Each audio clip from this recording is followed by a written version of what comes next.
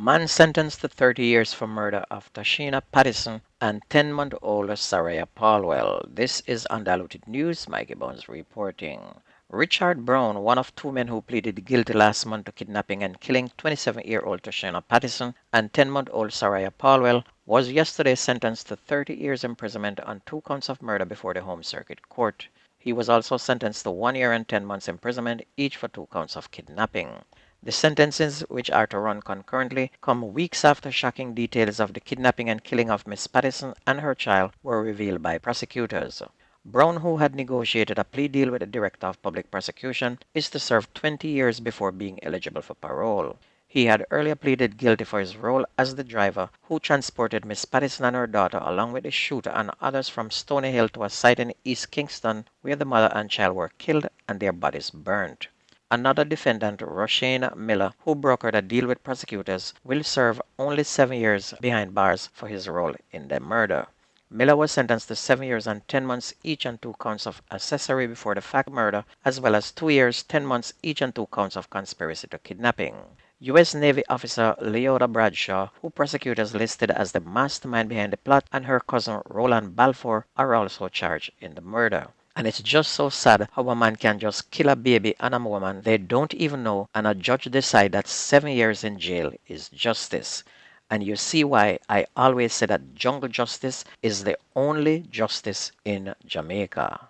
3 months after the disappearance of dancehall artist Medic, her mother is now lamenting that scammers bilked the family of $250,000 by claiming that they have knowledge of her whereabouts for a fee. Millicent McCurdy, Medic's mother, said that the scammers have sought to rub salt into their wounds. She said someone had contacted her other daughter saying that they know the house in Linstead where Medix is being held and they will give information for $250,000.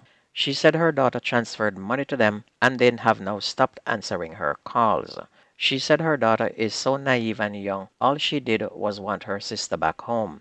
So she was desperate and they took her money. Miss McCurdy said that she was surprised that the Jamaica Constabulary Force had not been able to unearth any clues in her daughter's disappearance because of their vaunted crime-fighting techniques. Meanwhile, an American businessman who allegedly purchased guns found at a warehouse in Kingston last March is to make a bail application on November 23 in the gun court. The 32-year-old defendant Fitzroy Johnson of Atlanta, Georgia, was arrested at the Norman Manley International Airport on November 3rd. Johnson, who is charged with conspiracy to allegedly import guns and ammunition, is the third foreigner to be arrested in the gun find in which 2,000 rounds of ammunition were also discovered. 3 rifles, 18 handguns, and more than 2,000 rounds of ammunition were discovered after customs officers detected a suspicious package and summoned the contraband enforcement team. In the meantime, 4 other people who are charged in the matter, including the alleged mastermind and 2 other foreigners, had their bail extended to return to court on December 14 for a plain case management hearing. A trial date was also scheduled for May 13 of next year. Godfrey Martin, otherwise called Rev, a St. Elizabeth businessman who is the alleged mastermind, was arrested and charged with conspiracy to illegally import guns and conspiracy to illegally import ammunition. Sherilyn McLean, the girlfriend of the 51-year-old businessman, was also charged in the matter. Similarly charged are 36-year-old Jermaine Baker, a chef of Fort Lauderdale, Florida, and 42-year-old Dervan Brown, a construction worker of Bronx in New York. The 4 were charged following the illegal gun find on March 4th of 2022. Dervan Brown, who was also charged in the matter, was shot and killed in Spanish Town in St. Catherine on November 6th. Meanwhile, a suspect who was charged in connection with several murders, shootings, and robberies in Manchester has now pleaded guilty to 13 counts. D&J Grant, 21-year-old, pleaded guilty Tuesday before the Home Circuit Court. Grant, who lives in Belfield District in Manchester and Cana Heights, Maypen in Clarendon, pleaded guilty to 2 counts of murder, 2 counts of wounding with intent, 3 counts of assault with intent to rob, and 6 counts of making use of a firearm to commit a felony, and he's to be sentenced on December 7th. Grant was captured on August 2nd during a major police operation in Westmoreland. This follows the Manchester police listing him as the parish most wanted fugitive.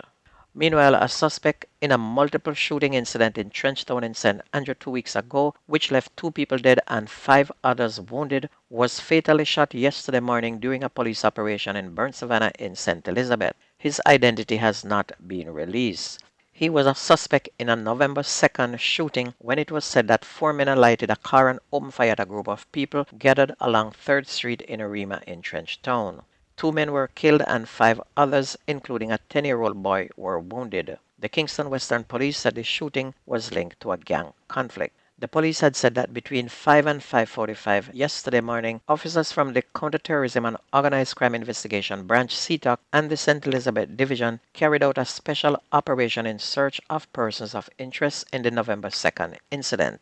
When police entered the suspect's premises in Burnt Savannah, the man allegedly pointed a gun at the police team. The team returned fire, hitting the suspect in the upper body. The police said a Smith & Wesson pistol with a magazine containing 8 cartridges was retrieved from the wounded man, and he was taken to hospital where he was pronounced dead. Meanwhile, a laborer from Portland was shot and killed early yesterday morning. He is Romaine Tiger Grant of David Lane in Port Antonio in the parish. According to the police report, Grant was at his home asleep when a man armed with a handgun allegedly forced open the front door to his house and fired about 7 shots at him. The police were called and Grant was rushed to hospital where he died while undergoing treatment. And you can see that that's definitely a hired hit. On to sports, the Walker Cup knockout kickoff yesterday with the city schools, and we also have the results for you. Yesterday we had Haile Selassie beating Eltham 2-1, Excelsior having a 3-1 win over San Diego, while Jonathan Grant edged Campion College 2-1, and Wolmer's put on a massive beating, a 4-0 beating on Kingston Tech. We also have the results for the country schools as well. Stets did a 1-0 beating of William Knibb, while Happy Grove had a 2-0 beating of Mile Gully. From Technical had a 4-1 win over Tacky, while McGrath and Port Antonio played to a 0-0 draw. And all these winners will continue on to another knockout stage. And that's news and sports on your favorite radio station. My name is Mikey Bones. Have a wonderful day, everyone. I gone.